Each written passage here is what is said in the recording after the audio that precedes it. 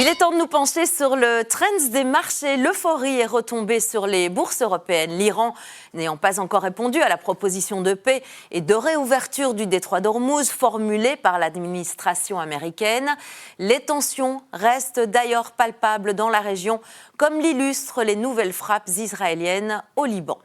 Sur Euronext Bruxelles, Umicore a poursuivi sa belle semaine depuis la publication d'un solide trading update trimestriel lundi.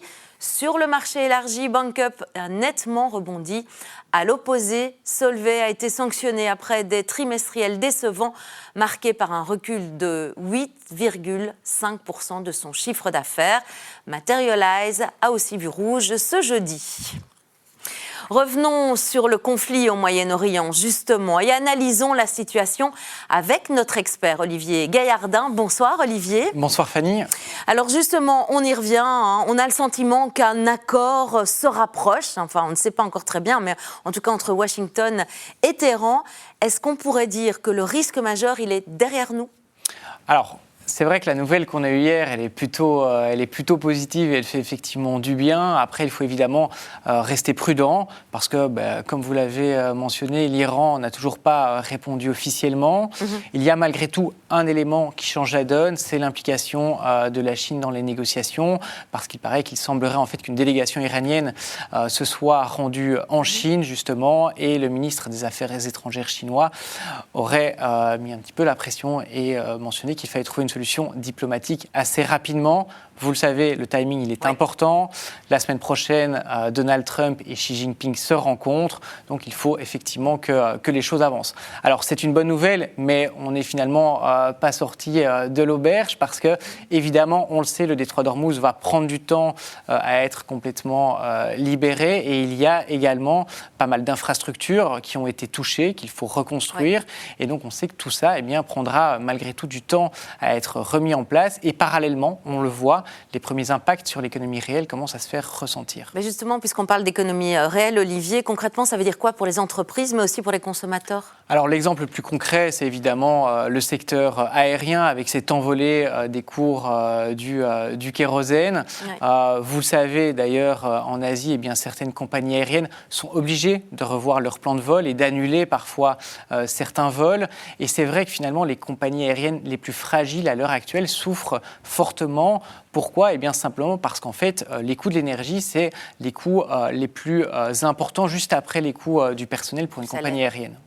Alors, des groupes industriels comme Solvay, on l'a évoqué juste avant avec les index, sont sanctionnés. Ils subissent déjà la hausse des coûts énergétiques. Alors, effectivement, c'est un des exemples. Solvay, qui a nettement corrigé aujourd'hui, souffre évidemment également de l'envolée de ces prix de l'énergie. Mais il faut le savoir, et vous le savez, Hormuz, ce n'est pas que le pétrole et l'énergie, c'est aussi l'urée qui est évidemment qui est un engrais et qui est évidemment très importante pour toutes les productions agricoles, que ce soit le maïs, le blé ou le riz. Ça impacte les prix de ces produits agricoles et ça se reflète finalement dans les prix de l'alimentation.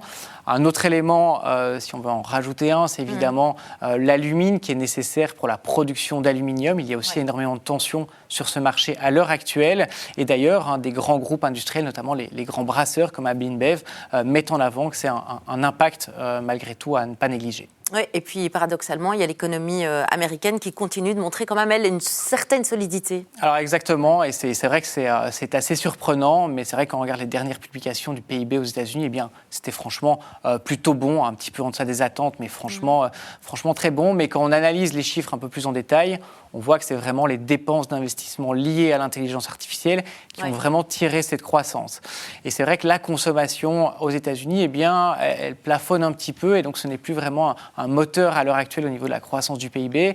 Et c'est un point à regarder, à surveiller de près, parce qu'on le sait, pour l'économie américaine, la consommation est vraiment le moteur de l'économie, donc c'est un élément clé. Pour le moment, elle est maintenue parce qu'on a aussi un effet à court terme où c'est en fait les remboursements d'impôts qui arrivent à l'heure actuelle. Ça permet de compenser un petit peu l'impact justement de l'envolée des prix de l'énergie. Un autre indicateur, c'est évidemment l'emploi américain. Là aussi, c'est assez solide.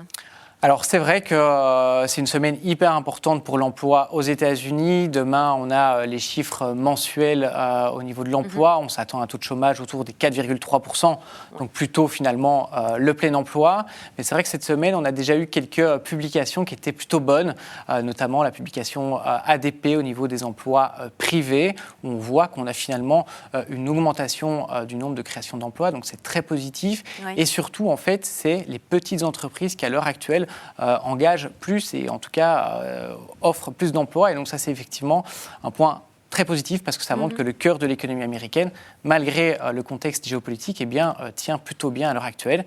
Évidemment, ça sera une équation très compliquée pour la Fed parce que d'un côté, vous avez l'inflation qui revient, qui repointe le bout de son nez, et de l'autre côté, vous avez une économie qui tient et un marché de l'emploi qui, pour le moment, est très résilient. Merci beaucoup pour cette expertise, cette analyse en ce 7 mai. Merci à vous, Olivier Gaillardin.